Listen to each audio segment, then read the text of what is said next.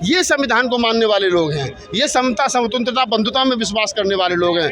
यही रैली बजरंग दल की और अन्य किसी की होती तो अब तक तो यहाँ जय श्री राम के नारे लग रहे होते और यहाँ पर एक दूसरे में घुसम पुसम हो रही होती। ये जो लोग आए हैं नीला गमछा करके जय भीम का नारा लगाते हुए, ये इस बात पर मोहर लगा रहे हैं कि चंद्रशेखर को लोग नेता मानते हैं। चंद्रशेखर में मुझे भविष्य का देश का प्रधानमंत्री दिखाई देता है, जो और खासतौर से SC ST की तो जनगणना हर 10 साल के बाद होनी ही चाहिए, ये संविधान में है। तो इसका मतलब आप संविधान के विरोधी हैं कि तुम्हारे हिंदू धर्म में बुद्ध कहाँ है, कबीर कहाँ है, नानक कहाँ है, रैदास कहाँ है, फूले कहाँ हैं, साहू जी महाराज कहाँ हैं, डॉक्टर अम्बेडकर कहाँ हैं, कांसी राम कहाँ हैं। इसका मतलब तुम्हारे हिंदू राष्ट्र में मेरे 2500 साल के पुरखे नहीं हैं, तो तुम्हारे हिंदू राष्ट्र में मेरा कुछ नहीं है। भगत सिंह हिंदू नहीं थे, डॉक्टर अम्बेडकर हिंदू नहीं थे, तो उनके वंशज हिंदू कैसे हो गए फिर? सरकार आज कह दे कि जाति नहीं रहेगी, जाति का कॉलम खत्म कर दे, जाति खत्म करिए, हम आरक्षण खत्म कर देंगे। आज चंद्रशेखर आज़ाद ने यहाँ एक महारैली बुलाई है।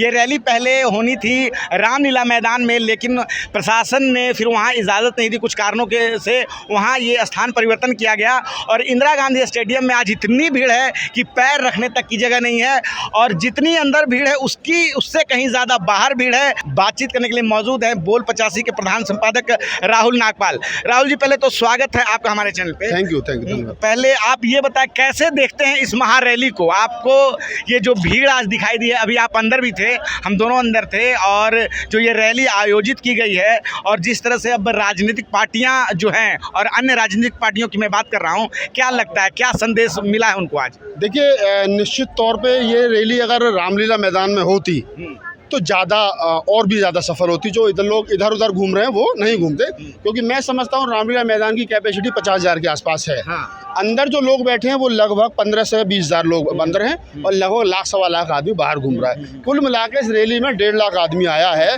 और ये वो 1.5 लाख आदमी है जिसको रामलीला मैदान की परमिशन रद्द करते वक्त ये बात कही सिस्टम ने कि उपद्रव हो सकता है, सिस्टम फेल हो सकता है, लिहाजा हम रामलीला मैदान की परमिशन आपको नहीं देंगे, आप इंदिरा गांधी इंडोर स्टेडियम चले जाइए।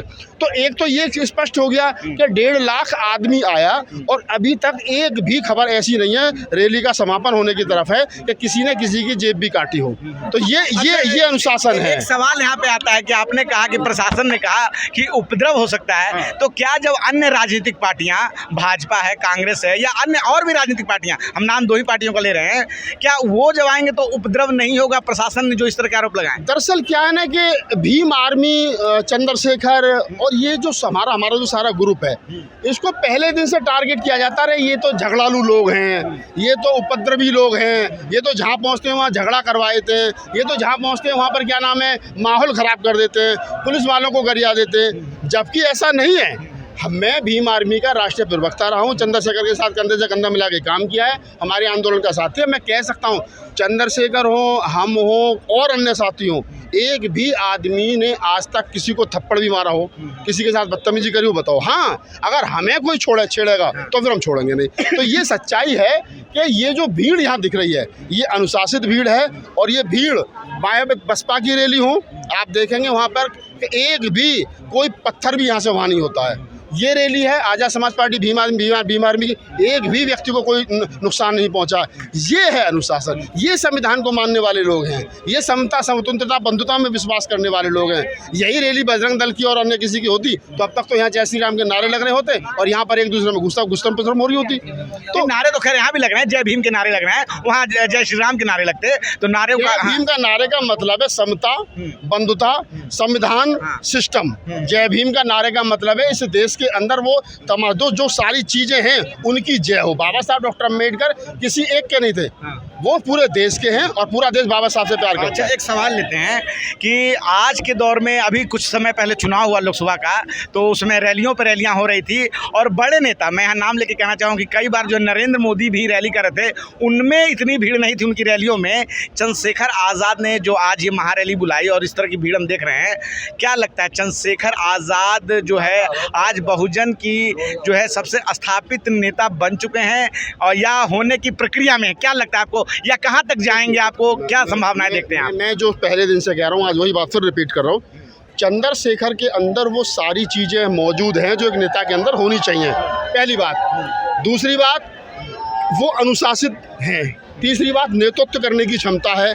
तो एक नेता में क्या होना चाहिए, जो एक नेता में होना चाहिए वो ऑलरेडी उनके अंदर सारा कुछ है, तो वो नेता हैं निश्चित रूप से। अब उनको समाज नेता स्वीकार करेगा या नहीं करेगा, ये वाली बात है। तो ये जो भीड़ है, ये जो लोग आए हैं नीला गमछा करके जय भीम का नारा लगाते हुए, ये इस बात पर मोहर लगा रहे हैं कि चंद्रशेखर को लोग नेता मानते हैं। और मेरे और आपके कहने से क्या होगा, जब एक लोकसभा के अंदर उनको बाकायदा सांसद चुनाव जिता करके अपने बलबूते, किसी बड़ी पार्टी के किसी सिर्फ चंद्रशेखर के अपने बलबूते वो मेंबर्स ऑफ पार्लियामेंट हैं, तो आप समझिएगा वो नेता तो बन गए। और अब ये जितना समाज जुड़ेगा, ये 85% बहुजन समाज जितना चंद्रशेखर आज़ाद समाज पार्टी के साथ जुड़ेगा और चंद्रशेखर के भी जो अन्य पार्टी के नेता उनके साथ जुड़ेगा, तब जाकर के आपको देखिए चंद्रशेखर में मुझे भविष्य का देश का प्रधानमंत्री दिखाई देता है। अच्छा ठीक, चलिए हम आपने अगले सवाल का जो जवाब है पहले ही दे दिया आपने। मैं आपसे ये पूछना चाहता था कि आप निजी तौर पर उनको कहाँ देख रहे हैं, कैसे देख रहे हैं?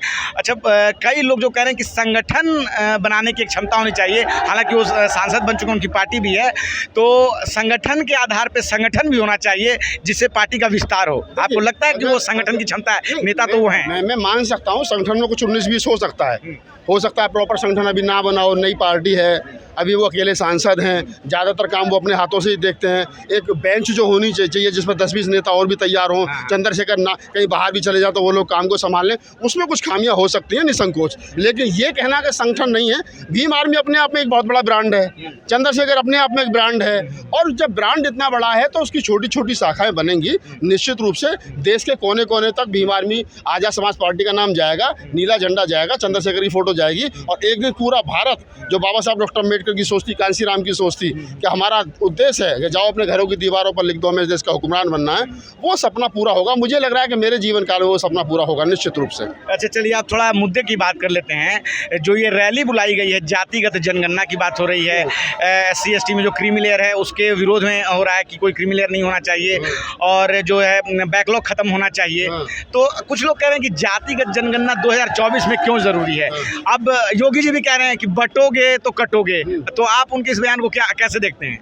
देखिए, मैं पहली बात तो जो स्टेटमेंट है ना, ये किसी मुख्यमंत्री की स्टेटमेंट नहीं होनी चाहिए। संवैधानिक पद पर बैठा हुआ व्यक्ति, इतने बड़े सूबे का मुख्यमंत्री, इस भाषा का इस्तेमाल करे कि बटोगे तो कटोगे, तो इसका मतलब संविधान में जो जातिगत जनगणना का कॉलम है, जो और खासतौर से SC ST की तो जनगणना हर 10 साल के बाद होनी ही चाहिए, ये संविधान में है, तो इसका मतलब आप संविधान के विरोधी हैं। एक मुख्यमंत्री अगर इस बात को बोलता है तो आप समझ जाइए वो जो व्यक्ति है बाबा आदित्यनाथ योगी, वो संविधान विरोधी बात के बोल रहे हैं, उनको नहीं बोलनी चाहिए। दूसरी बात, अब आपने कहा कि 2024 में ही जातिगत जनगणना क्यों होनी चाहिए?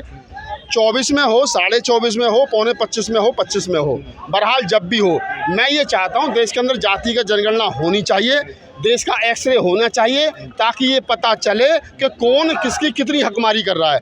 अभी जो एक आरोप लग रहा है सुप्रीम कोर्ट के डिसीजन के बाद में, जजमेंट के बाद में, कि चमार महार पासी मीणा खा गए, तो वाल्मीकि साहब कह रहे हैं कि साहब हमको मिलना चाहिए। अच्छा, मैं एक सवाल बता रहा हूँ, ये टेम्पो चालक का सवाल है। कल ही मैं उनसे बात कर रहा था, तो उन्होंने बताया कि यार अब जात पात अब है नहीं, जात पात ज़्यादा होना नहीं चाहिए, सबको हिंदू बनना चाहिए। ये दिल्ली का एक ऑटो चालक है, वो मुझसे बातचीत में कह रहा है कि हम सब लोगों को अब एक हिंदू बनना चाहिए, और आप जात पात की बात करें, वो मुझे टारगेट कर रहा था कि जात पात की बात मत करो, सब हिंदू बनो, एक साथ रहो। क्या जवाब देंगे आप?